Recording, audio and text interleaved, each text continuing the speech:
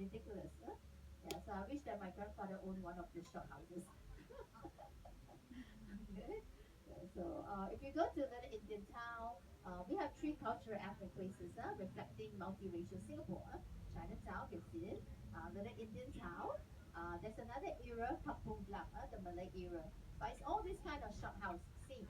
Yeah, all these kind of shop houses. Out of 3.6 million Singaporeans, you see a lot of Chinese. 70 over percent consists of the Chinese. 15% Malays. Our Malay community, they are the natives. So you want to know who are the origins? Our Malays, our Malay community. We also have Indians, our local Indians. So although Amba is an Indian, but he's from Malaysia.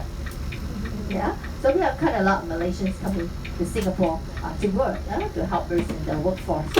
So just depending on Singaporeans alone, we are not able to sustain our economy. So you see a lot of foreigners working in Singapore, even from Philippines, the hospital, a lot of Indians also in the IT, and etc. Yeah. Then other races like Eurasians, Peranakan, 2%. Okay, so this is South Bridge Road. Yeah, this is South Bridge Road.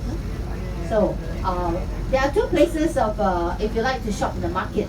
We have like Chinatown, yeah, Chinatown, and then Bugis. Some of you have heard of Bugis. And if you go straight down this Pagoda Street, there's the MRT train station. So you can actually take the train to Chinatown, and you can spend a good 2-3 hours here in Chinatown, shop and eat. We have also hawker center. Hawker centers, everywhere. Because we Singaporeans, we eat out a lot rather than cook at home. So that's another temple, the Buddha Tooth. Then on the left, you can see a train station. Maxwell, the Maxwell Food Center, also hawker fruit. So over to the right, you can see some apartments. But these are rented apartments. The government actually rent to them, and sad to say, you see a lot of single old folks. Singapore, we also do have poor and needy people. Majority of us, we live in public housing, about 85% of us. But 80% of us, we own our own apartments. So later I'll tell you a little bit more about our public housing. So the remaining 5% are the low income group.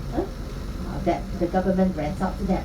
But no matter how poor, our government promises a roof over our head. Yeah? So this Chinatown. You can catch a Grab. I hope all of you download the Grab app, GRAB. Yeah? Because in the early days, we used to flag for taxi just at the roadside. So now we don't. We still have taxis, but mostly taxis, you've got to go to the taxi stand. So Singapore, we have 4 official languages here. English, Mandarin, Malay, and Tamil.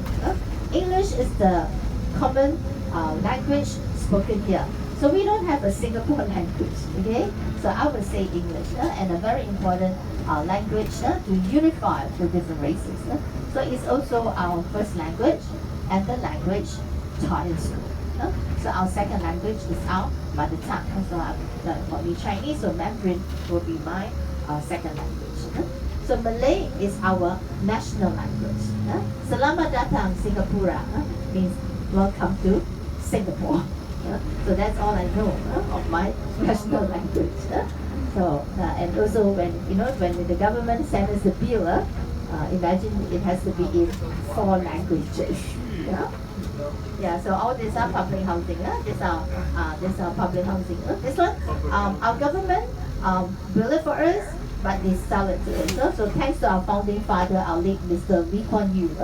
So he's the one who started this public housing, and he wants the people to be able to, because we're multiracial, he wants us to be able to feel that we have a part in this island.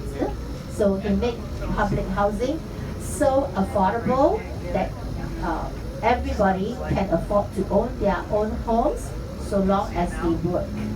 Yeah. So that's how we have a very high home ownership. And look at the way we design our public housing. Basic needs is all just right at our doorstep, isn't it? So imagine those people living up here. They just come down. There's a bakery, there's a provision shop, 7-Eleven. If you don't feel like cooking, just come down for a meal. So basic needs is all within walking distance. So that's how we're able to accommodate 7,000 people living in 1 square kilometer.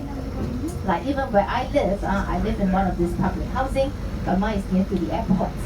Yeah, so the doctor is just right at my doorstep. If I don't feel like cooking, I just come down. There's a coffee shop, bakery shop. Yeah, so and supermarket. So our government try to minimize traveling. So the way they design it, basic needs is all within walking distance.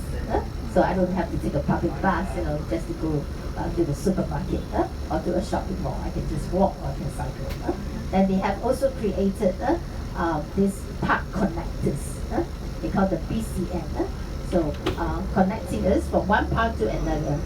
So we can cycle, we can brisk walk, because Singapore we're facing an aging population. Singaporeans are getting old. So but we want to have healthy old folks. So government say don't just shop and eat, do exercise, do 10,000 steps a day, and then even give us little incentives, that we can lock in the health app. So if we do 10,000 steps a day, accumulate, we can even have kickback exchange for little vouchers like $5 from that we get when we shop at the government supermarket for transport. So little things like this. And so of course some exercise amenities where we can like cycle, weightlifting. Yeah, so pretty good. Yeah, and Singapore also they are building a lot of trees, planting a lot of trees, sorry. They're planting a lot of trees, so make it a bit more shady. So I think one of the main reasons why Singaporeans prefer to go to the shopping mall is because of our weather. It's too hot to walk, yeah. So now with the park connectors, they are planting a lot of trees, shady, yeah. So make it cool and nice, encourages to go for walks. So we even have like Bukit Timah Hill where you can climb up the hill. So have more nature recreation sites that we can go hiking. Yeah. So if you're interested, you can Google and find out Bukit Timah Hill. Bukit Timah Hill is our highest point, 165 meters above sea level. So you can see that our buildings is even higher than our highest point. So our tallest building in Singapore is 290 meters above sea level. Yeah, and that's the max. Because Singapore is small, we have airplane close to the airport. So we can have buildings that's more than 300 meters. Okay, we're now at the coastal area. We're moving a little bit more on the southwest. Okay. So in the early days, this used to be a very busy port, but our government has big plans, so they are trying to clear it, and the land will be used in the future for waterfront living. Yeah, so waterfront living from harbourfront all the way stretched to Marina Bay Sands, Marina Bay. So we were shifting our port to the west, Jurong. So now we're very close to the gift shop. So water is also a big challenge to us. So just now at the Marina Bay, you see the water, very still, very nice. Our reservoir, it's actually our reservoir. It used to be the sea. And in the year 2000, our government built a dam preventing seawater from flowing in. It took us 5 years to treat the water to become fresh water. And it supplied 10% of our nation water needs right at the marina. And, because we have two rivers, the Singapore River and the Kallang River. Also used to be seawater, but now it's fresh water. So we try to collect as much free water. So we have altogether 17 reservoirs, and all our 17 reservoirs we have turned it into a beautiful park where Singaporeans can enjoy greenery and water. But still not enough, we have 4 desalination plants converting seawater to drinkable water. We even need to import water from Malaysia. 40% of our water comes from Malaysia. And we also recycle wastewater to become drinkable water. And today, we are even building underground reservoir. So we just have a pioneer project, our first underground reservoir being created. So okay, right, folks. We'll stop here half an hour because you need some time to pay. So we'll meet at 11:45. Yeah. So our coach captain will park in front, so look out for the bus in front.